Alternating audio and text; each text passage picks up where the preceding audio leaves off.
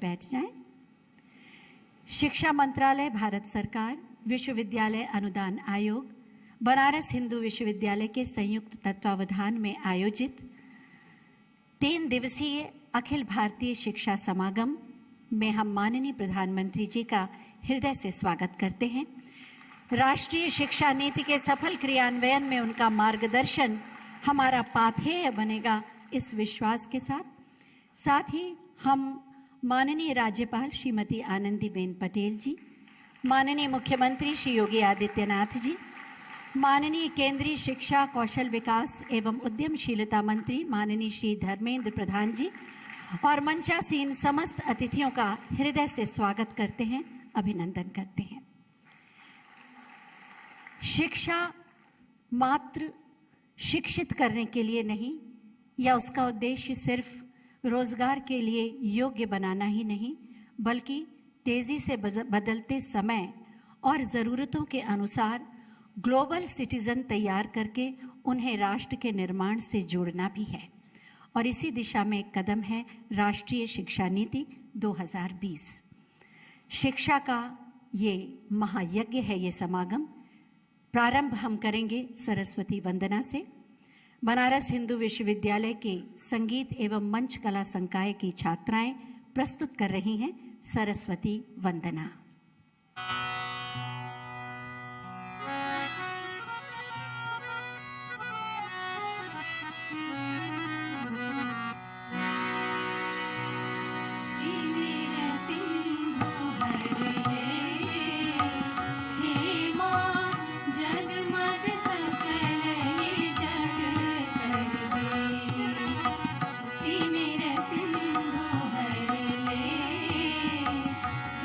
माँ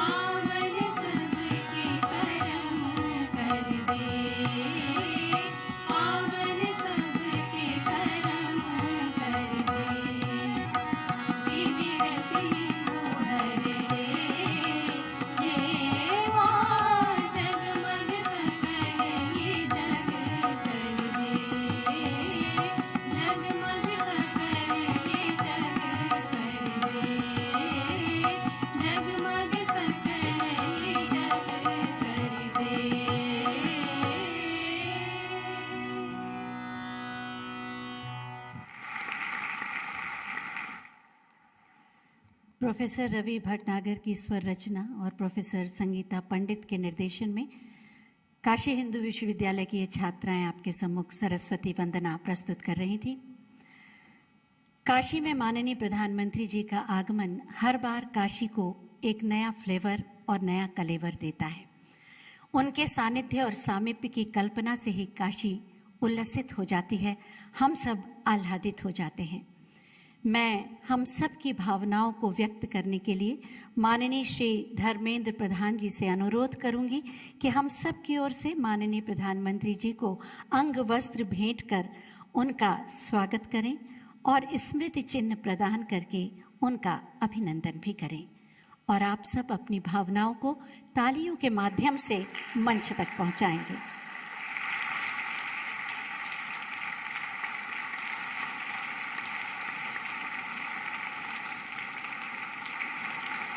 एक बार पुनः माननीय प्रधानमंत्री जी की गरिमामयी उपस्थिति को नमन। और अब मैं माननीय श्री धर्मेंद्र प्रधान जी से अनुरोध करूंगी कि वो आज के इस अवसर पर हम सब की ओर से अतिथियों का स्वागत करें और इस महत्वपूर्ण विषय पर अपने विचार भी प्रस्तुत करें।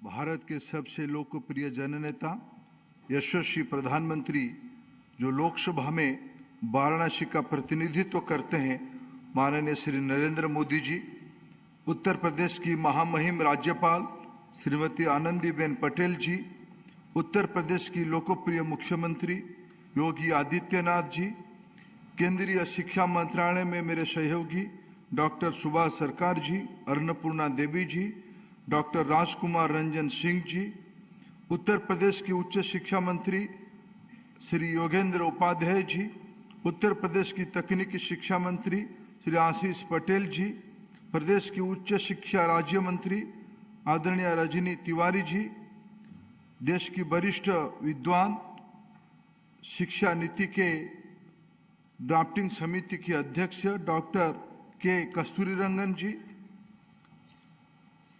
देश भर के विश्वविद्यालय और उच्च शिक्षा संस्थानों के कुलपति और निर्देशक समूह, प्राध्यापक समूह, विद्वानगण, शिक्षाविद, आमंत्रित अतिथिगण एवं मीडिया के मित्र, ऐतिहासिक शहर काशी में शिक्षा जगत के इस भव्य सम्मेलन में आप सभी का स्वागत करना मेरे लिए सम्मान और सौभाग्य की बात है।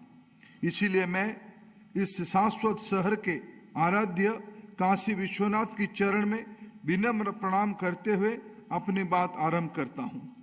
यह सबसे पुरानी जीवंत शहर है जो प्राचीन काल से ही ज्ञान एवं सिखाने का विश्व विख्यात केंद्र रहा है। हमारे देश के युवाओं के भविष्य और उच्च शिक्षा पर विमर्श के लिए वाराणसी सबसे बेहतरीन स्थान है, क्योंकि यहाँ के कण कण में हमारी प्राचीन धरोहर, संस्कृति एवं ज्ञान राशि समाहित है। राष्ट्रीय शिक्षा नीति 2020 एक दार्शनिक दस्तावेज है, एक फिलोसॉफिकल डॉक्यूमेंट है। मेरा मानना है कि संविधान के बाद NEP 2020 एक ऐसा दस्तावेज है जिसे देश भर में कई स्तर पर विचार विमर्श, चर्चा, जन भागीदारी और संवाद के बाद आकार दिया गया है। संविधान के समान ही NEP 2020 हमारी देश की दुविधा और संदेह से बाहर निकालने का विचार, आत्मा, बुद्धि और कार्य में भारतीय होने का गहन गर्व पैदा करता है। NEP की घोषणा के बाद से ही हम उसी के क्रियान्वयन के लिए हर कदम पर माननीय प्रधानमंत्री जी का मार्गदर्शन मिलते रहा है और आज हम सभी का एक बार फिर माननीय प्रधानमंत्री जी का सानिध्य, उनके आशीर्वाद, स्नेह एवं मार्गदर्शन का सौभाग्य प्राप्त होगा। माननीय प्रधानमंत्री जी, आपकी गरिमामय उपस्थिति ने हम सभी में नई ऊर्जा और प्रेरणा का संचार किया है। पूरा देश शिक्षा जगत की ओर से आपका हार्दिक अभिनंदन और स्वागत करता हूं। पिछले महीने माननीय प्रधानमंत्री जी के नेतृत्व में राज्य के मुख्य सचिवों ने देश भर में NEP की क्रियान्वयन की गति देने के बारे में विचार विमर्श किया था। इसी विचार विमर्श को अगले चरण की रूप देने में हम सब अखिल भारतीय शिक्षा समागम के लिए एकत्रित हुए हैं। इस 3 दिनों में आप सभी को कुछ विषय पे गहन विचार विमर्श करने के लिए अनुरोध करता हूं कि हम अपने समय की जरूरत के अनुसार अपने छात्रों के सही मायने में ज्ञान और कौशल्य दे रहे हैं। क्या हमारी पाठ्यक्रम हमारे युवाओं की आकांक्षा को अनुरूप है? क्या हमें अपनी कैरिकुलम, कोर्स और उच्च शिक्षा, कौशल तथा अनुसंधान के प्रति दृष्टिकोण में व्यापक परिवर्तन की आवश्यकता है? NEP 2020 हमें यथास्थिति और कठोरता को तोड़ना तथा प्रगतिशील मानसिकता को तथा साथ अपने राष्ट्र के जीवन में परिवर्तनकारी बदलाव की ओर बढ़ाने का अवसर प्रदान करती है। हमारे देश में 15 से 25 आयु वर्ग में दुनिया की सबसे बड़ी युवा आबादी है, यानी लगभग 25 करोड़ आबादी है। यह डेमोग्राफिक डिविडेंड हमारे पास ज्यादा समय नहीं रहेगा, हमारे पास 25 साल ही रहेगा, जिसे हमें अमृत काल भी कहते हैं। यह सुनिश्चित करने के लिए हम सब युवा की ऊर्जा, क्षमता और पूरी तरह से उपयोग कैसे करें और ज्ञान तथा शिक्षा के क्षेत्र में पूरी दुनिया का नेतृत्व करें, यही NEP 2020 की दिशा दर्शन है। विश्वविद्यालय और उच्च शिक्षा संस्थान ने केवल विद्यार्थी और शिक्षकों के जीवन की बेहतरी बनाने के लिए नहीं है, बल्कि एक राष्ट्र में सभी जीवन के कल्याण के लिए उद्दिष्ट है। हमारी राष्ट्र की ज्ञान परंपरा की जड़ें कई सदियों गहरी है और NEP इसी भारतीय ज्ञान परंपरा की आधार पर मजबूत नींव स्थापित करके देश की शिक्षा व्यवस्था को भविष्य की स्वर्णिम आकार देना चाहती है। 21वीं सदी ज्ञान की सदी है। भारत सबसे पुरानी सभ्यताओं में एक है और एक ज्ञान समाज के रूप में उभरती अर्थव्यवस्था को समृद्ध भविष्य की ओर ले जाने में कैप्टन बनना स्वाभाविक है। देश युवाओं को केवल जॉब सीकर के रूप में संतुष्ट देखने की बजाय भविष्य में जॉब क्रिएटर्स के रूप में देखना चाहती है। बंधी बंधाई अथवा स्थापित सीमाओं में आगे बढ़ना, पुशिंग द बाउंड्रीज, असंभव का सपना देखना, ड्रीमिंग ऑफ इम्पॉसिबल, और फिर उसे पूरा करना ही भविष्य की सफलता की कुंजी है। देश की सकारात्मक सोच साथ व्यापक परिवर्तन की चाह रखने वाले युवाओं की जरूरत है, जो किसी भी स्थिति में समझौता करने की बजाय उसे बदलने की साहस रखते हैं। इसी भव्य अखिल भारतीय शिक्षा समागम में उपस्थित लोगों की यह जिम्मेवारी है कि वो यह सुनिश्चित करें कि सकारात्मक सोच एवं ज्ञान की दुनिया में शिखर पर जाने की यह इच्छा निरंतर रहे और भविष्य के लिए भारत के पथ को रोशन करने के लिए मशाल के रूप में कार्य करें। तो हमें यहाँ वाराणसी जैसे सबसे पवित्र शहर में NEP क्रियान्वयन और हमारा देश की जीवन में परिवर्तनकारी बदलाव लाने की कोई कसर नहीं छोड़ने का संकल्प लेना चाहिए। जय भारत। धन्यवाद।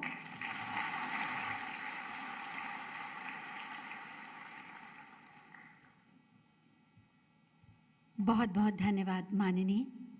सेवा, सुरक्षा और सुशासन के प्रति समर्पित हैं माननीय मुख्यमंत्री माननीय श्री योगी आदित्यनाथ जी, जो विकास के नए आयामों और नए कीर्तिमानों के साथ उत्तर प्रदेश की नई परिभाषा गढ़ रहे हैं। सौभाग्य है हमारा कि इस महत्वपूर्ण समागम के आयोजन का सौभाग्य उत्तर प्रदेश को, हमारी काशी को मिला।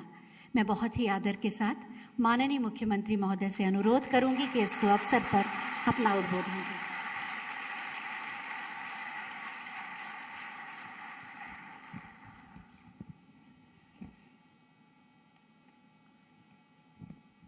आदरणीय प्रधानमंत्री जी, प्रदेश की माननीय राज्यपाल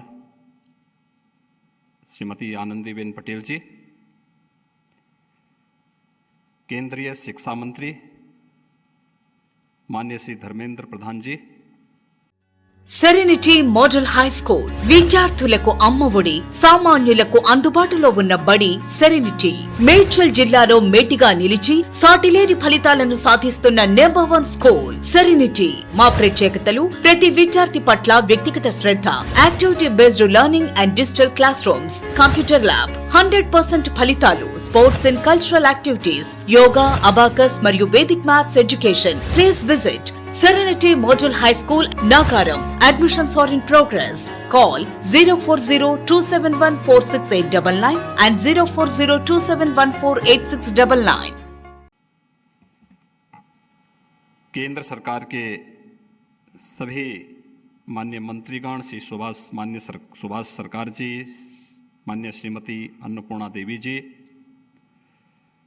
प्रदेश सरकार में मेरे सहयोगी मंत्री उच्च शिक्षा के मंत्री श्री योगेंद्र उपाध्याय जी, तकनीकी शिक्षा विभाग के मंत्री श्री आशीष पटेल जी, उच्च शिक्षा विभाग के राज्य मंत्री Shrimati Rajni Tiwari ji, drafting committee NEP के अध्यक्ष डॉक्टर के कस्तूरी रंगन जी, देश भर के आए हुए हमारे सभी सम्मानित शिक्षाविद, बाबा विश्वनाथ के इस पावन धाम पर और आदरणीय प्रधानमंत्री जी की इस कर्म साधना की, उनकी स्वयं की काशी में मैं प्रदेश सरकार की ओर से देश भर से आए हुए आप सभी शिक्षाविदों की ओर से आदरणीय प्रधानमंत्री जी का हृदय से स्वागत करता हूं, अभिनंदन करता हूं। मैं इस अवसर पर अपने केंद्रीय मंत्रियों के साथ ही आप सभी सम्मानित शिक्षाविदों का भी काशी की इस धरती पर हृदय से स्वागत करता हूं। काशी प्राचीन काल से ही भारत की आध्यात्मिक और सांस्कृतिक विरासत की प्रतीक रही है। यह विद्या की नगरी है और हम सब आभारी हैं कि जब पूरी दुनिया इस सदी की सबसे बड़ी महामारी के सामने असमंजस की स्थिति में थी, तब भारत के अंदर जीवन और जीविका को बचाने के साथ ही नए भारत की परिकल्पना को आगे बढ़ाने के लिए राष्ट्रीय शिक्षा नीति भारत रख रहा था। देश के अपनी वर्तमान और भावी पीढ़ी के लिए प्रस्तुत कर रहा था। और आज ये मेरे लिए हार्दिक प्रसन्नता का विषय है कि उत्तर प्रदेश में राष्ट्रीय शिक्षा नीति के इन 3 दिवसीय कार्यक्रम के दृष्टि से देश भर के सभी शिक्षाविद इसे लागू करने और इसकी भावी योजनाओं पर व्यापक मंथन करने के लिए काशी की इस धरती पर उपस्थित हुए हैं। काशी और भारत की परंपरा वैसे भी विद्या से जुड़ी हुई रही है और राष्ट्रीय शिक्षा नीति भारत की उस वैदिक परंपरा का प्रतिनिधित्व करती है जो यह उद्घोष करती है कि आनो भद्रा कर्तवो यंतु विश्वत, यानी ज्ञान को सभी दिशाओं से आने के लिए हमें द्वार खुले रखने चाहिए। और राष्ट्रीय शिक्षा नीति ने देश की आज़ादी के बाद पहली बार आदरणीय प्रधानमंत्री जी की प्रेरणा से वह ज्ञान की सभी दिशाओं से आने के द्वार खोले हैं। मैं इसके लिए देश भर के आप सभी शिक्षाविदों की ओर से आदरणीय प्रधानमंत्री जी का हृदय से आभार व्यक्त करता हूं, उनका अभिनंदन भी करता हूं। आभार इस बात के लिए भी कि देश भर के शिक्षाविद प्राचीन विद्या की इस नगरी में और पंडित मदन मोहन मालवीय जी की इस काशी में, जहां पर उन्होंने काशी हिंदू विश्वविद्यालय भारत की प्राचीन और अर्वाचीन शिक्षा के एक नए केंद्र के रूप में 1916 में इस काशी में काशी हिंदू विश्वविद्यालय की स्थापना की थी। वहां पर आज शिक्षा मंत्रालय भारत सरकार, विश्वविद्यालय अनुदान आयोग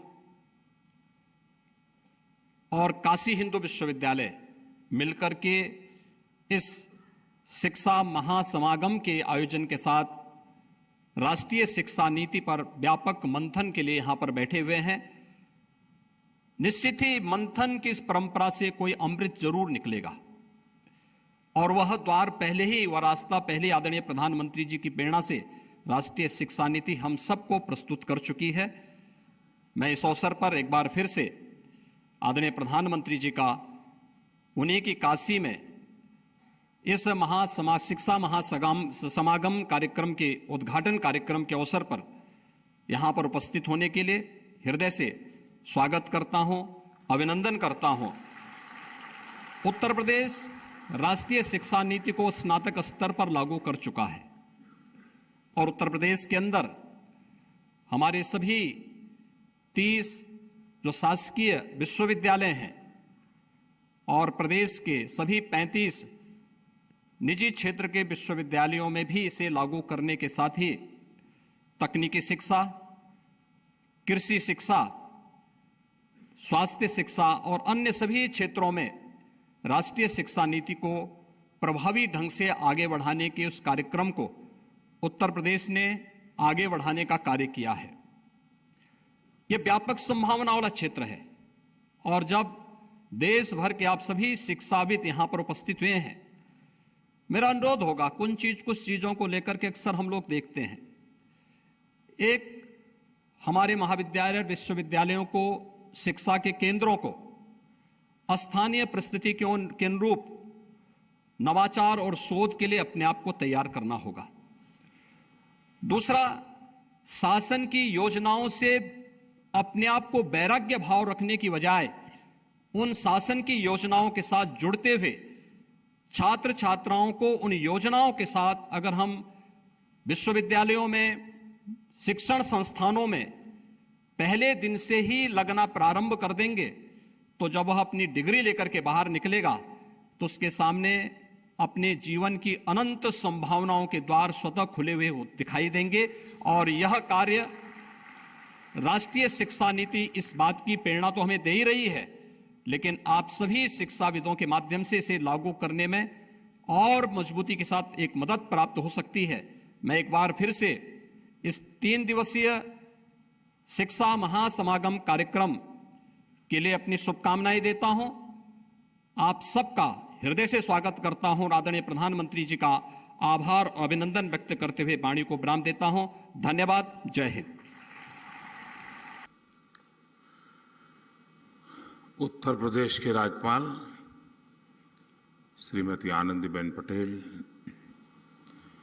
यहाँ के लोकप्रिय मुख्यमंत्री योगी आदित्यनाथ जी, मंत्रिमंडल के मेरे सहयोगी धर्मेंद्र प्रधान जी, राष्ट्रीय शिक्षा नीति की ड्राफ्टिंग कमेटी के चेयरमैन के कस्तूरीरंगन जी, सरकार के अन्य मंत्रीगण, इस सम्मेलन में भाग ले रहे सभी वाइस चांसलर्स, शिक्षा संस्थाओं के निर्देशक, सभी शिक्षकगण, शिक्षाविद, देवी और सज्जनों, अखिल भारतीय शिक्षा समागम का यह आयोजन उस पवित्र धरती पर हो रहा है जहां आजादी से पहले देश की इतनी महत्वपूर्ण यूनिवर्सिटी की स्थापना हुई थी। ये समागम आज एक ऐसे समय हो रहा है जब देश अपनी आजादी का अमृत महोत्सव मना रहा है। अमृत काल में देश के अमृत संकल्पों को पूरा करने की बड़ी जिम्मेदारी हमारी शिक्षा व्यवस्था पर है, हमारी युवा पीढ़ी पर है। हमारे यहाँ उपनिषदों में भी कहा गया है, विद्या अमृतम अश्नुते, अर्थात विद्या ही अमरत्व और अमृत तक ले जाती है। काशी को भी मोक्ष की नगरी इसलिए कहते हैं क्योंकि हमारे यहां मुक्ति का एकमात्र मार्ग ज्ञान को, विद्या को ही माना गया है। और इसलिए शिक्षा और शोध का, विद्या और बोध का इतना बड़ा मंथन जब सर्व विद्या के प्रमुख केंद्र काशी में होगा तो इससे निकलने वाला अमृत अवश्य देश को नई दिशा देगा।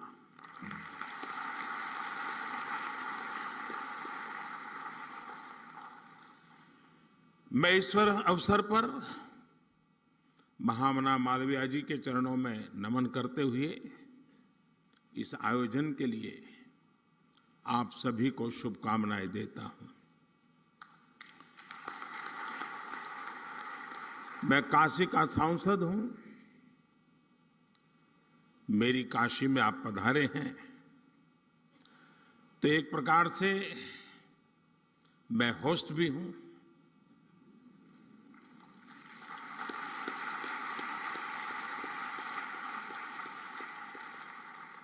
आप इन सब के साथ साथ मेरे भी मेहमान हैं।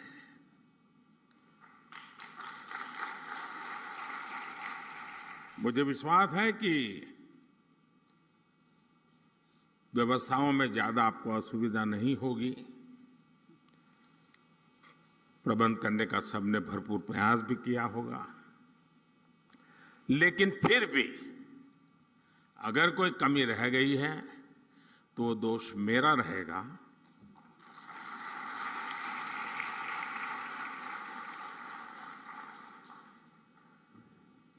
और एक होस्ट के नाते कोई भी आपको असुविधा हो जाए तो उसकी क्षमा मैं पहले से मांग लेता हूं। साथियों, मैं अभी एक कार्यक्रम करके आ रहा हूं। यहां मध्याह्न भोजन के लिए एक सेंट्रलाइज्ड किचन का काम था, लेकिन वहां मुझे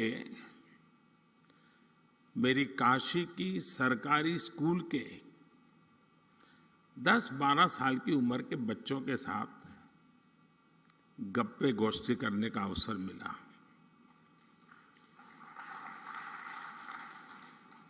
और वहां से निकल करके यहां आया हूं।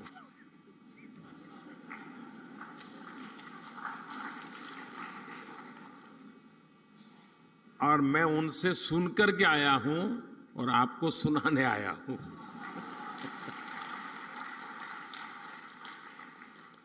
और मुझे कहना होगा, और मैं तो चाहूंगा जब मैं अगली बार आऊंगा तो जिस स्कूल के बच्चों से आज मुझे मिलना हुआ है, मैं उनके जो टीचर्स हैं उनको मिलना चाहूंगा।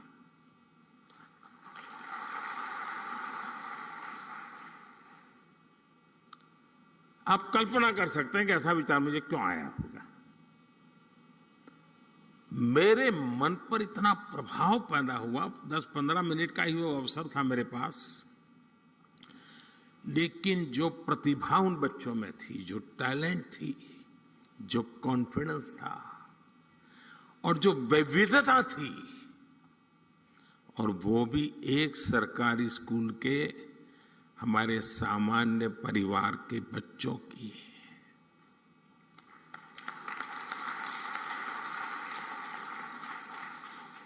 जो टैलेंट वो बच्चे वहां प्रस्तुत कर रहे थे, आपके परिवार में भी अगर आपका पोता नाती अगर ऐसी टैलेंट आपके सामने रखेगा तो जब भी मेहमान घर में आएंगे आप उसको खड़ा कर देंगे, जरा देखो मेहमान आए वो तुम सुनाओ।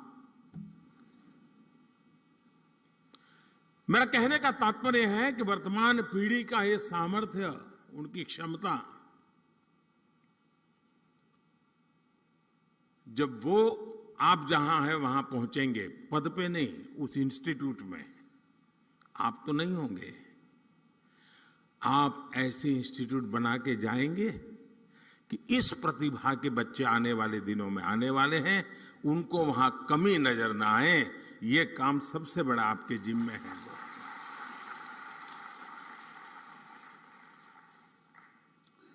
और मुझे विश्वास है कि अगले 3 दिनों तक यहां जो चर्चा और विमर्श होगा, उससे राष्ट्रीय शिक्षा नीति के क्रियान्वयन को प्रभावी दिशा मिलेगी।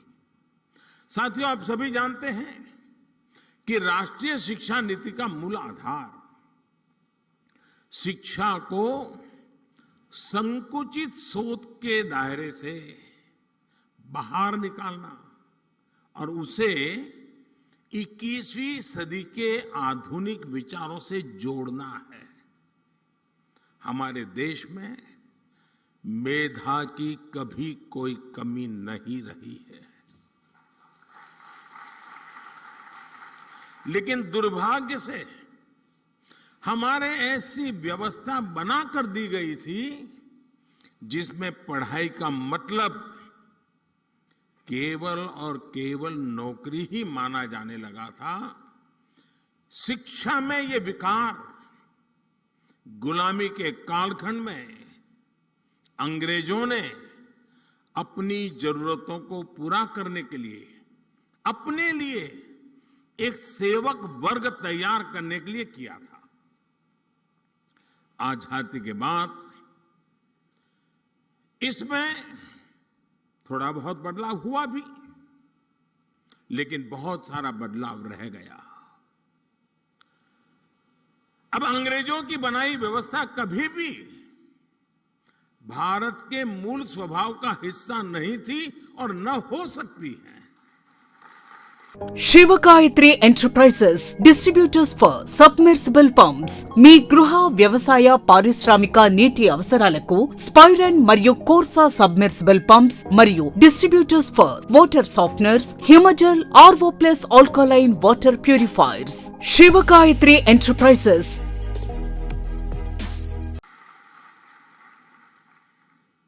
अगर हम हमारे देश के पुराने कालखंड की तरफ नजर करें, हमारे यहां शिक्षा में अलग अलग कलाओं की धारणा थी और बनारस तो मेरी काशी तो इसका जीवंत उदाहरण है। बनारस ज्ञान का केंद्र केवल इसलिए नहीं था क्योंकि यहाँ अच्छे गुरुकुल और शिक्षण संस्थान थे। बनारस ज्ञान का केंद्र इसलिए था क्योंकि यहाँ ज्ञान और शिक्षा बहुआयामी मल्टी सेक्टरल थी। शिक्षा में यही विविधता हमारी शिक्षा व्यवस्था का भी प्रेरणा स्रोत होनी चाहिए। हम केवल डिग्री धारक युवा तैयार न करें, बल्कि देश को आगे बढ़ने के लिए जितने भी मानव संसाधनों की जरूरत हो, हमारी शिक्षा व्यवस्था वो देश को उपलब्ध कराए, देश को दे। इस संकल्प का नेतृत्व हमारे शिक्षकों और शिक्षण संस्थानों को करना है। हमारे शिक्षक जितनी तेजी से इस भावना को आत्मसात करेंगे, छात्र छात्राओं को, देश के युवाओं को उतना ही ज्यादा, देश के आने वाले भविष्य को भी उतना ही ज्यादा लाभ होगा। साथियों, नए भारत के निर्माण के लिए नई व्यवस्थाओं का निर्माण, आधुनिक व्यवस्थाओं का समावेश उतना ही जरूरी है।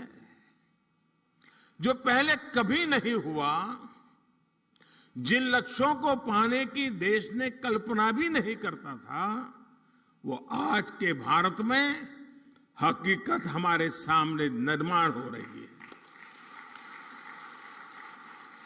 अब आप देखिए, कोरोना की इतनी बड़ी महामारी से हम न केवल इतनी तेजी से उभरे, बल्कि आज भारत दुनिया की सबसे तेजी से बढ़ रही बड़ी अर्थव्यवस्थाओं में एक है। आज हम दुनिया के तीसरे सबसे बड़े स्टार्टअप इकोसिस्टम है। स्पेस टेक्नोलॉजी जैसे क्षेत्रों में जहां पहले केवल सरकार ही सब करती थी, वहां अब प्राइवेट प्लेयर्स के जरिए युवाओं के लिए एक नई दुनिया तैयार हो रही है। पूरा अंतरिक्ष उनके बाहुपास में आ रहा है। दोस्तों, देश की बेटियों के लिए, महिलाओं के लिए भी जो क्षेत्र पहले बंद हुआ करते थे, आज वो सेक्टर बेटियों की प्रतिभा के उदाहरण प्रस्तुत कर रहे हैं। साथियों, जब देश का मिजाज ऐसा हो, जब देश की रफ्तार ऐसी हो, तो हमें अपने युवाओं को भी खुली उड़ान के लिए नई ऊर्जा से भरना होगा। अभी तक स्कूल, कॉलेज और किताबें ये तय करते आए थे कि बच्चों को किस दिशा में जाना है, लेकिन राष्ट्रीय शिक्षा नीति के बाद अब युवाओं पर दायित्व और बढ़ गया है, और इसके साथ ही हमारी भी ये जिम्मेदारी बढ़ गई है कि हम युवाओं के सपनों और उड़ान को निरंतर प्रोत्साहित करें, उसके मन को समझे, उसकी आकांक्षाओं को समझे, तभी तो खाद पानी डाल पाएंगे। उसे समझे बिना कुछ भी थोपने वाला युग चला गया है। दोस्तों, हमें इस बात का हमेशा ध्यान रखना होगा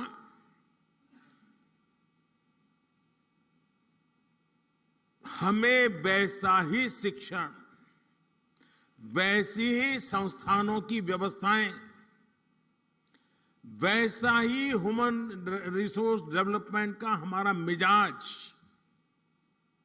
अपने आप को सज्ज करना ही होगा। नई नीति में पूरा फोकस बच्चों की प्रतिभा और चॉइस के हिसाब से उन्हें स्किल्ड बनाने पर है। हमारे युवा स्किल्ड हो, कॉन्फिडेंट हो, प्रैक्टिकल हो, कैलकुलेटिव हो। शिक्षा नीति इसके लिए जमीन तैयार कर रही है। साथियों, देश में तेजी से आ रहे परिवर्तन के बीच शिक्षा व्यवस्था और इससे जुड़े आप सभी महानुभावों की भूमिका कितनी अहम है, इसका एक उदाहरण मैं अपने गुजरात के मुख्यमंत्री काल के शुरुआत के कालखंड का एक अनुभव बताता हूं।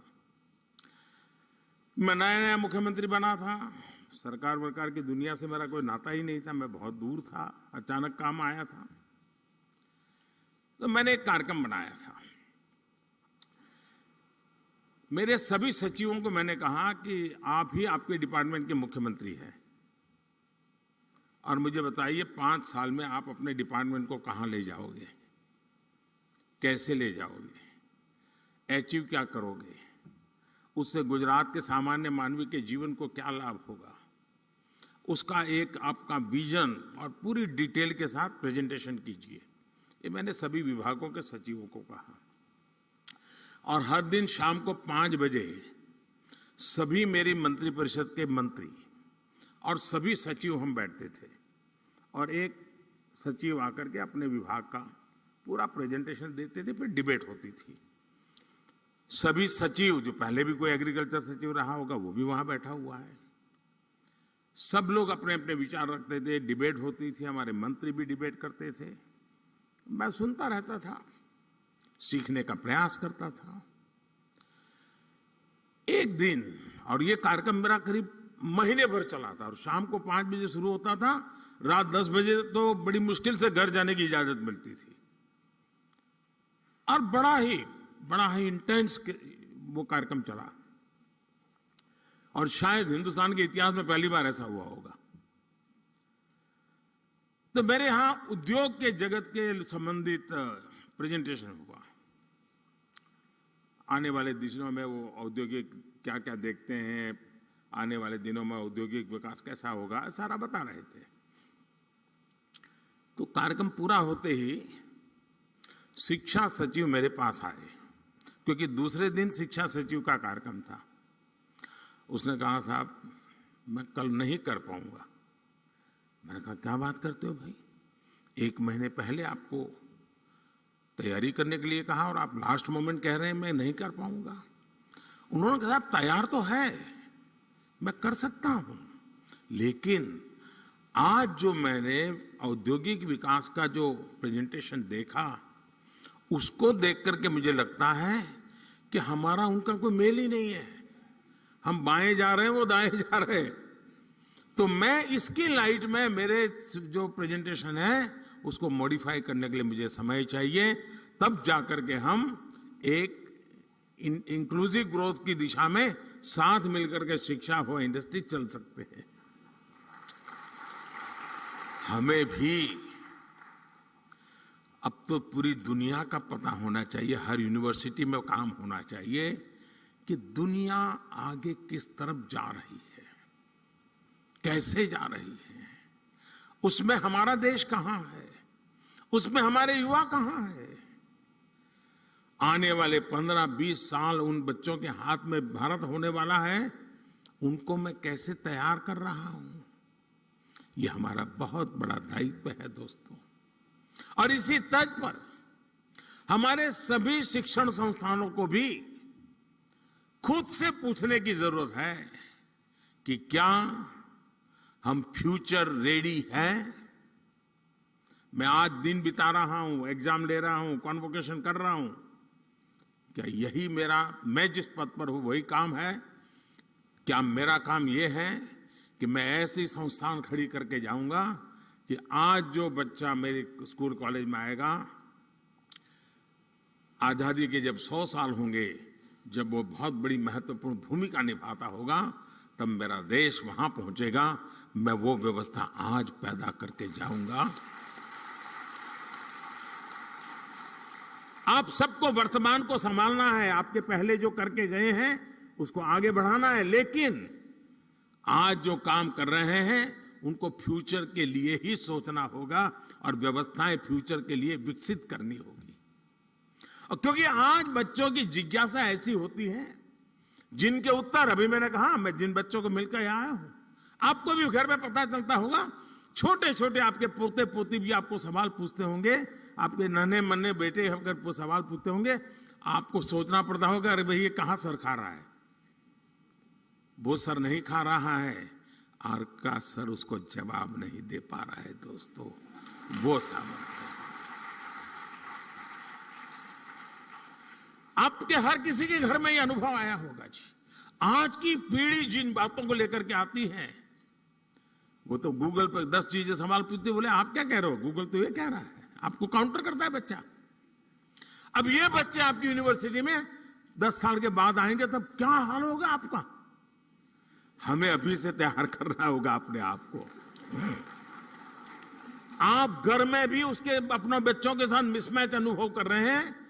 जब स्कूल कॉलेज के कैंपस के अंदर बहुत बड़ी मात्रा में युवा पीढ़ी होगी, इस प्रकार से नई सोच के साथ आई होगी, और हम वहां उसके योग्य नहीं होंगे, तो उनके साथ कितना बड़ा गहरा अन्याय हो जाएगा दोस्तों। और इसलिए आवश्यक है कि हम भविष्य को जाने, समझे, व्यवस्थाओं को विकसित करें। मैं अभी कुछ दिन पहले डिजिटल इंडिया अभियान के तहत गांधीनगर में एक एग्जीबिशन देखने गया था। वहां सरकारी स्कूल के बच्चे थे, 12वीं 10वीं या 11th के बच्चे थे। वहां बच्चों ने जो प्रोजेक्ट तैयार किए थे, जो आइडियाज रखे थे, मैं बहुत उसको समझने की, देखने का प्रयास कर रहा था, और मैं प्रभावित हुआ था इन बच्चों के काम से। रिसर्च का ऐसा पोटेंशियल, कम उम्र में ऐसे ऐसे इनोवेशन वाली बातें सुनकर मैं दंग रह गया। वहां कई बच्चे बायोटेक और जेनेटिक्स में इंटरेस्टेड थे। उनकी क्लास में जब साइंस के फंडामेंटल्स पढ़ाए जा रहे हैं, तब वो जीन मैपिंग, एफिनिटी क्रोमेटोग्राफी और जेनेटिक लाइब्रेरी बेस्ड टूल्स की बात कर रहे थे। अब कितना बड़ा अंतर है, आप कल्पना करिए। मैं उनके काम को देखकर सोच रहा था कि जब ये हायर एजुकेशन में पहुंचेंगे तो हमारे इंस्टीट्यूशन इनकी आधुनिक सोच के मुताबिक तैयार होंगे क्या? अगर हम इन बच्चों के लिए उनके हायर एजुकेशन में पहुंचने का इंतजार करेंगे तब तक दुनिया बहुत आगे निकल जाएगी दोस्तों। इसलिए हमें ये अभी से सोचना होगा कि जिस उम्र में भी बच्चों के मन में मोटिवेशन है, उसी उम्र में उन्हें गाइडेंस और रिसोर्स मिले, इसका प्रबंध हमने सोचना पड़ेगा। हमें अपने संस्थान में ऐसी व्यवस्था तैयार करने पर काम करना चाहिए। साथियों, इस महीने के आखिर में 29 जुलाई को राष्ट्रीय शिक्षा नीति को 2 साल पूरे होने वाले हैं। और अभी धर्मेंद्र जी बता रहे थे कि बड़े मंथन के बाद ये शिक्षा नीति बनाई। कस्तूररंगन जी ने बहुत अच्छा नेतृत्व दिया, उसके कारण ये संभव हुआ। और इतना विविधता भरा देश और राष्ट्रीय शिक्षा नीति का इस प्रकार से स्वागत हो, ये अपने आप में बहुत बड़ी सिद्धि है जी, बहुत बड़ी सिद्धि है। लेकिन इसकी विशेषता देखिए, इसको बनाने में तो मंथन हुआ। आमतौर पर सरकार का स्वभाव होता है, एक डॉक्यूमेंट बन जाता है, वो डॉक्यूमेंट समय के भरोसे छोड़ दिया जाता है, कुछ व्यक्तियों के भरोसे जोड़ जाता है।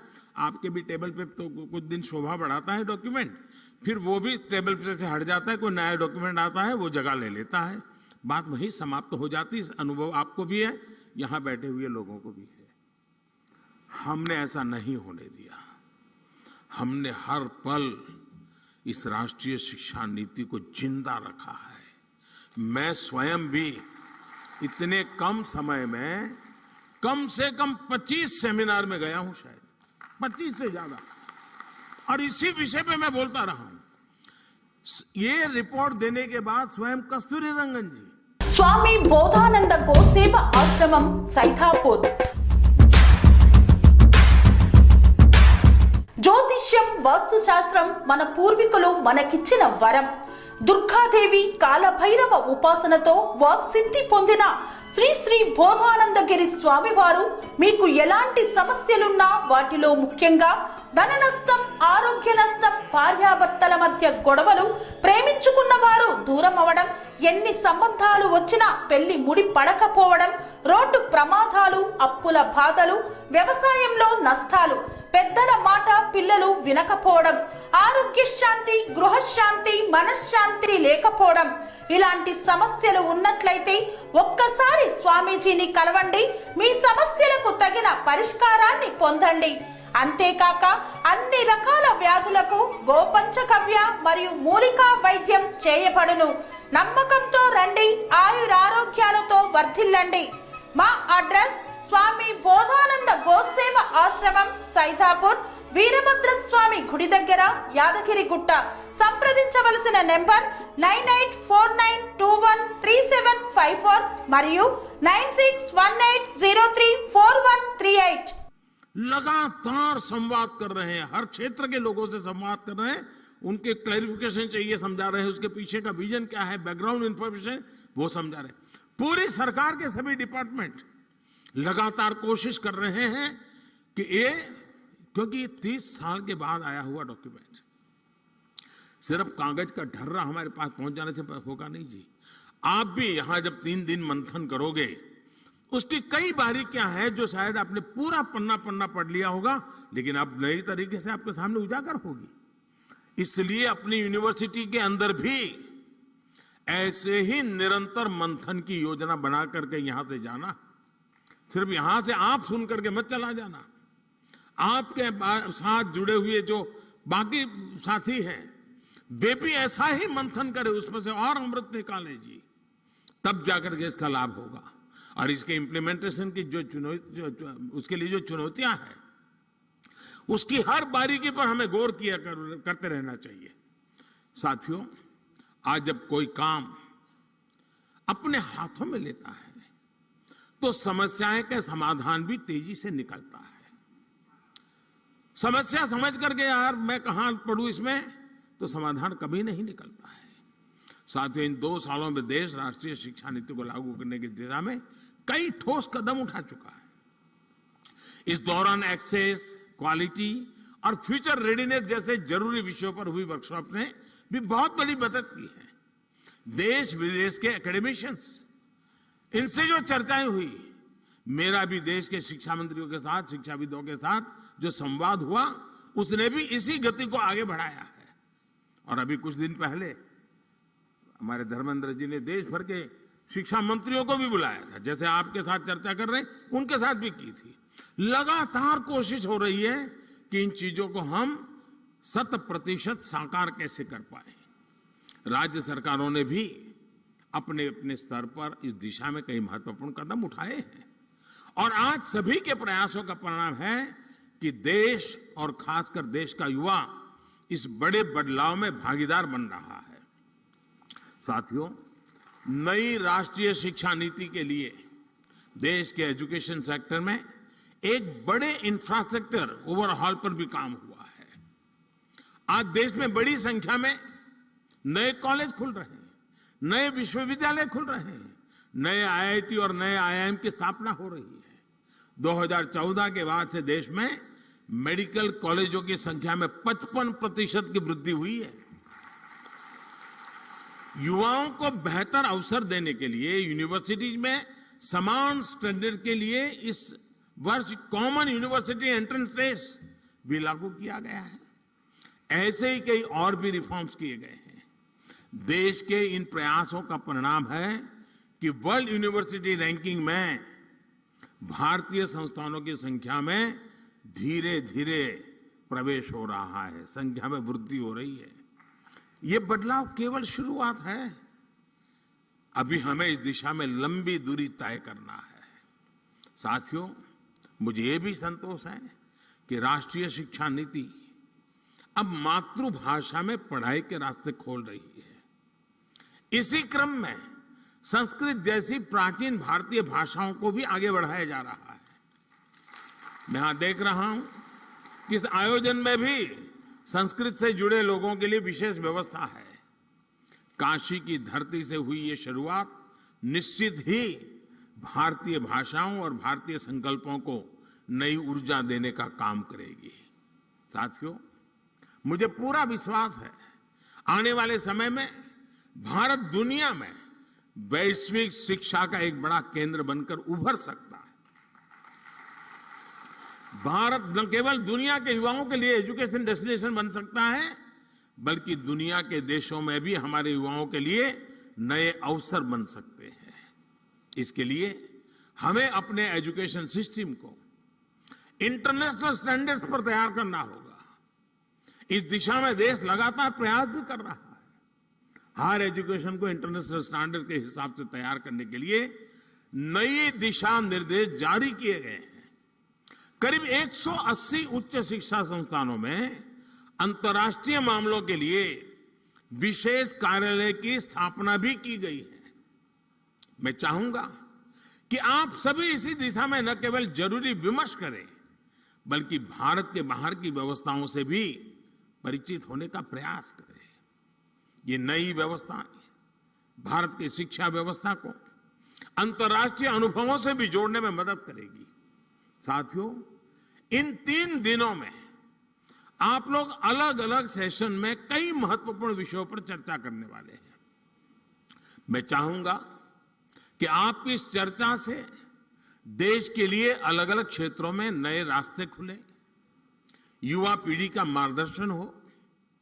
दुनिया के कई देशों ने अलग अलग क्षेत्रों में जो रफ्तार पकड़ी है, उसमें एक बड़ा योगदान वहां की यूनिवर्सिटीज का भी है।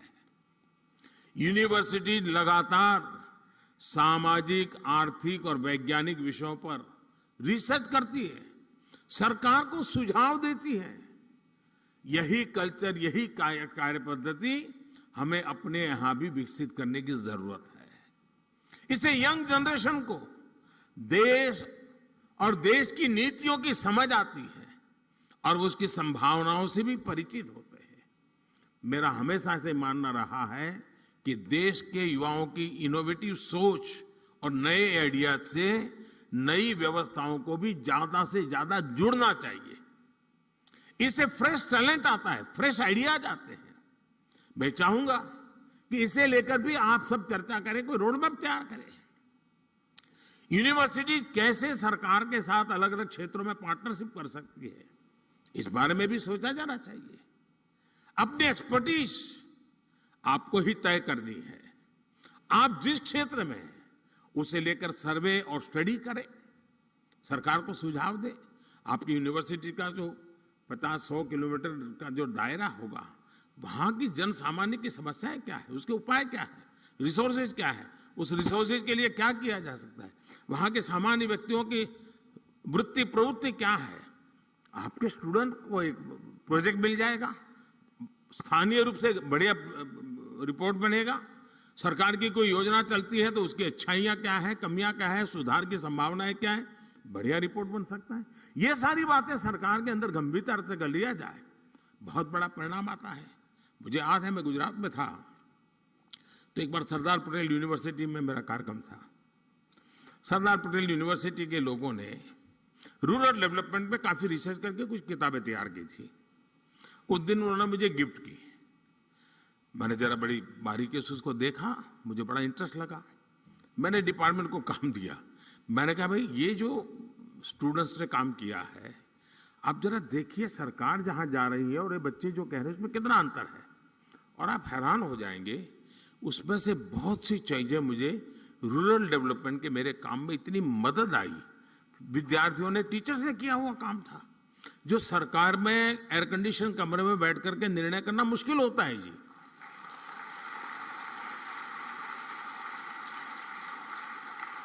जो फील्ड में हमारी ये पीढ़ी जाती है, बहुत ही अच्छा उसका अर्क निकाल करके ले आती है, और कुछ चीजों का कल्पना भर का लाभ हुआ हो, ये भी ध्यान में आता है जी। और मुझे विश्वास है हमें उसने, अब जैसे हमारे यहाँ एग्रीकल्चर यूनिवर्सिटी है, अब एग्रीकल्चर यूनिवर्सिटी लैब में जो करती है, कितना ही अच्छा काम करे, लेकिन उसको सर्टिफिकेट भी मिल जाए, इंटरनेशनल मैगजीन में उसका आर्टिकल भी छप जाए, उसको डिग्री भी मिल जाए, लेकिन वो तो मामला लैब में ही रह जाएगा। हमारे पास लैब टू लैंड का भी तो रोड मैप होना चाहिए ना। जो लैब में है वो लैंड पर भी तो उतरना चाहिए ना। और जैसे लैब टू लैंड होना चाहिए, वैसे ही लैंड पर यूनिवर्सिटी में नहीं गए ऐसे लोगों का अनुभव भी बहुत ज्यादा होता है, और जो लैंड का अनुभव है उसको लैब में भी लाना चाहिए। और लैब में वो कैसे आए, रिसर्च को कैसे एनरिच करे, परंपरागत अनुभव को कैसा करे, ये सोच करके हम कदम उठा नहीं सकते हैं। इसी तरह हमारे यहाँ ट्रेडिशनल मेडिसिन, आयुर्वेद में हमारा ज्ञान, उसको कोई चुनौती तो आप भी नहीं करोगे, मैं भी नहीं करूंगा, लेकिन दुनिया के कई देश हैं जो आज ट्रेडिशनल मेडिसिन में हमसे आगे निकल रहे हैं जी। ऐसा इसलिए क्योंकि आज के समय में परिणाम और प्रमाण दोनों की जरूरत होती है। हम ये कहें कि भाई मैं ये जड़ी बूटी लेते हुए फायदा होता है, परिणाम मिलता है, लेकिन हम मान के चले और सभी यूनिवर्सिटी के तरफ मेरे कुछ ना यहां से सुन करके जाए तो चलेगा, 2 शब्द मेरे सुन करके चल के जाइएगा और उस पर मंथन कीजिएगा। हमें परिणाम तो मिल जाते हैं, लेकिन प्रमाण नहीं होते हैं, और इसलिए हमारे पास परिणाम के साथ साथ प्रमाण होने चाहिए। हमारे पास डेटाबेस होना चाहिए, हमारे पास उसका पूरा डिटेल रिकॉर्ड होना चाहिए, कहां से कैसे बदला हुआ है। हम भावनाओं के आधार पर दुनिया नहीं बदल सकते जी, दुनिया के सामने उसे मॉडल के रूप में प्रस्तुत नहीं कर सकते, और इसलिए परिणाम होने के बावजूद भी प्रमाण की आवश्यकता आज के विश्व को बहुत जरूरी है। और इसलिए अब हमारी यूनिवर्सिटीज को जो परिणाम से हम परिचित हैं, लेकिन जिसमें प्रमाण का अभाव है, उन प्रमाण की पूर्ति करने के लिए मैकेनिज्म बनाना, व्यवस्थाएं विकसित करना है, परंपराएं विकसित करना, ये आप सब साथियों की मदद के बिना होना नहीं है। एविडेंस बेस्ड ट्रेडिशनल मेडिसिन पर रिसर्च का ये काम भी हमारी यूनिवर्सिटी बहुत अच्छी तरह कर सकती है। साथियों, हमारे देश में डेमोग्राफिक डिविडेंड हमारी बहुत बड़ी ताकत है, चर्चा भी करते हैं, लेकिन क्या कोई यूनिवर्सिटी है जिसने इसका स्टडी किया है कि आखिर ये डेमोग्राफिक डिविडेंड है क्या? क्या दुनिया में जब डेमोग्राफिक डिविडेंड का अवसर आया था तब उस दुनिया के उस देश ने किस प्रकार के कदम उठाए थे, वहां की यूनिवर्सिटी कैसे व्यवहार करती थी और उसका बेनिफिट कैसे लिया। बहुत बार हमको कहते हैं, दोहराते हैं, लेकिन डेमोग्राफिक डिविडेंड की संभावनाओं पर हम क्यों न काम करें। उस सामर्थ्य का उपयोग हम आने वाले 20, 25, 30 साल के लिए देश को कैसे दे सके। ऐसे ही हम देखते हैं, अब दुनिया के देशों की स्थिति देखिए। समृद्ध से समृद्ध देश भी इस बात से परेशान है कि वहां लोगों की आयु बहुत बढ़ रही है, एजिंग प्रॉब्लम है, और युवा पीढ़ी न के बराबर हो रही है। बहुत बड़ा बल्क बुजुर्गों का है, उनको जो दुनिया चलानी है उसको चला नहीं पाते हैं। अब ये चक्र ऐसा है, हर एक को आना ही आना है। आज हमारा देश युवा है, कभी हमारा देश भी ऐसा ही होगा जिसमें युवा कम होंगे, वृद्ध ज्यादा होंगे। वो दिन आने वाले हैं। क्या दुनिया में अभी से कोई है जो इस प्रकार के वृद्धत्व के कारण उस देश की जो स्थितियां बनी है उसके सॉल्यूशन के लिए उन्होंने रास्ते क्या खोजे हैं? यूथ का अभाव में वो समस्याओं का समाधान कैसे कर रहे हैं? कौन सा ऐसा मैकेनिज्म बनाया है कि चीजें बड़ी स्मूथली आगे बढ़ रही है? ये सारे सोचने का काम मेरी यूनिवर्सिटीज का सहज स्वभाव होना चाहिए। यूनिवर्सिटीज में आपके लिए अभी से मैं मानता हूं रिसर्च और काम करने का अच्छा स्कोप होता है, और इसके कारण जिन बच्चों को ये प्रोजेक्ट देते हैं उनका एक विजन बनता है, उनको भी नई चीजें समझने का अवसर मिलता है। अब क्लाइमेट चेंज की इतनी बड़ी चर्चा हो रही है, क्लाइमेट के फील्ड में भी हमारे लोग अगर काम करें तो असीमित संभावना है हमारे पास। अब हमने देश में एक योजना बनाई है CDRI की। क्लाइमेट की स्थिति में हमारा इंफ्रास्ट्रक्चर ऐसा होना चाहिए कि जो उसका सामना कर सके, रेजिलिएंट होना चाहिए। अब उस पर हमारे रिसर्च किए बिना हम कैसे करेंगे जी? पहले के जमाने में जो चीजें बनाते थे तब न इतनी बाढ़ आती थी, न इतनी वर्षा होती थी, कुदरत हमारे साथ चलती थी, हम कुदरत के साथ चलते थे। अब वो हमसे उल्टा चल रही है, हम उससे उल्टा चल रहे हैं। और इसलिए हमें इस नए संकट के सामने जीना कैसे, उसको सीखने के लिए व्यवस्था करनी चाहिए। आज सारी दुनिया सोलर पावर की तरफ बढ़ रही है। भारत भाग्यवान है कि उसके पास तपता हुआ सूरज है। उस तपते हुआ सूरज की मालिकी हम कैसे उपयोग करेंगे? उसके सामर्थ्य को हम हमारे जीवन व्यवस्था का हिस्सा कैसे बनाएं? सोलर पावर को हमारे यहां इतना महत्व दिया गया है, सरकार की नीतियों में दिया गया है, लेकिन हम रिसर्च के द्वारा, नए नए अनुसंधान के द्वारा, आज नए युग के हिसाब से नए वैज्ञानिक संसाधनों के साथ इस ऊर्जा को इस्तेमाल करने के लिए हमें काफी काम करने की जरूरत लगती है। उसी तरह साथियों, स्वच्छ भारत अभियान हर व्यक्ति के दिल में ये बात अब घर कर गई। हाँ भाई, स्वच्छ भारत के विषय में कोई कॉम्प्रोमाइज नहीं होना चाहिए, लेकिन बात वहां से बनती नहीं है जब तक हम वेस्ट टू वेल्थ की तरफ की योजनाएं नहीं बनाते हैं। ये जो कूड़ा कचरा निकलता है उसका सर्कुलर इकोनॉमी क्या हो सकती है, उसका बेस्ट प्रोडक्ट क्या हो सकता है, ये तो यूनिवर्सिटी रिसर्च करके दे सकती है जी। हमारे नए नए लोग होते हैं, प्रयोग करके दे सकते हैं। हम वेस्ट में से बेस्ट कैसे बनाएं, हम सर्कुलर इकोनॉमी को कैसे मजबूत करें, और खासकर लोकल लेवल पर सर्कुलर इकोनॉमी कैसे, कितने क्षेत्र आज हमारे स्टूडेंट्स के लिए खुले हुए हैं। आज देश स्पोर्ट्स के क्षेत्र में भी नए आत्मविश्वास के साथ नई उपलब्धियां हासिल कर रहा है। हमारी यूनिवर्सिटीज, ऐसा नहीं होना चाहिए कि अब स्पोर्ट्स यूनिवर्सिटियां बन रही हैं इसलिए बाकी यूनिवर्सिटी के नौजवानों को स्पोर्ट्स से कोई लेना देना है। जी नहीं, हमारी यूनिवर्सिटी के मैदान शाम को भरे रहने चाहिए, बच्चों को घर भेजने के लिए मेहनत करनी पड़े, ये वातावरण यूनिवर्सिटी के मैदान में होना चाहिए। हमारी यूनिवर्सिटी ये लक्ष्य बना सकती है, एक एक यूनिवर्सिटी तय कर सकती है कि आने वाले वर्षों में मेरी यूनिवर्सिटी कितने गोल्ड मेडल ले आएगी, मेरे स्कूल के कितने विद्यार्थी, मेरी कॉलेज के कितने विद्यार्थी आगे बढ़ेंगे। ये किस यूनिवर्सिटी के टारगेट क्यों नहीं होने चाहिए दोस्तों? दुनिया के कितने देश में मेरी यूनिवर्सिटी के बच्चे खेलने के लिए जाएंगे, मैं उनको कैसे तैयार करूं, उनको एक्सपोजर मिलेगा, वे भी मेरी एक बहुत बड़ी अमानत बन जाएगा। साथियों, मैं स्ट्रे विचारों को इसलिए रख रहा हूं, अनगिनत संभावनाएं हैं और राष्ट्रीय शिक्षा नीति ने आपके हाथ में अवसर दिया है जो पिछले वर्षों में हमारे पास नहीं था। इस राष्ट्रीय शिक्षा नीति का आया है, ये हमारा काम है उसको आगे बढ़ाए। साथियों, हम सबको याद रखना होगा कि देश के भविष्य निर्माण का राष्ट्रीय शिक्षा नीति का नेतृत्व आप सब साथियों के हाथ में है। मुझे विश्वास है कि अखिल भारतीय शिक्षा समागम में आपके मंथन से निकला अमृत, आपके सुझाव देश को एक नई दिशा देंगे। जिन नौजवानों के साथ आपका समय बीतता है, उनको वर्तमान के लिए नहीं, आने वाले कल के लिए तैयार करना है। अगर आने वाले कल के लिए तैयार करना है तो आपको आने वाले साल के लिए तैयार होना है।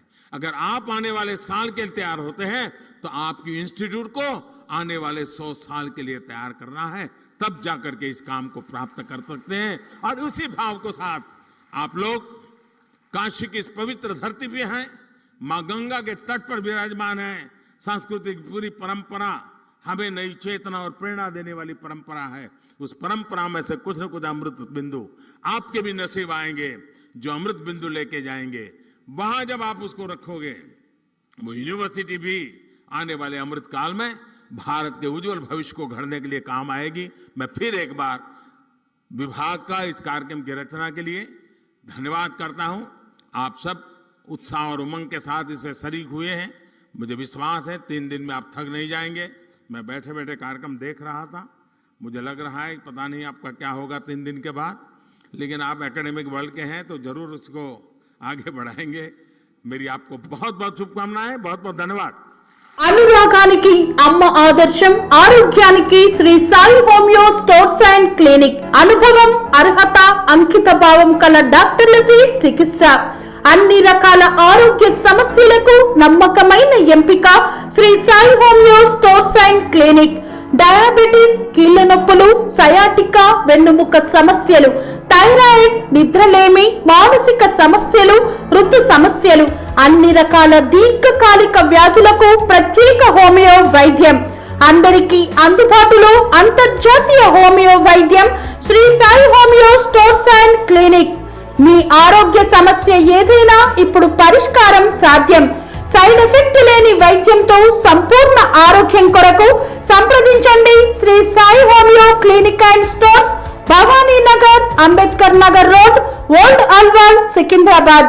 సంప్రదించాల్సిన ఫోన్ నంబర్స్ 9000751751 మరియు 9000422525.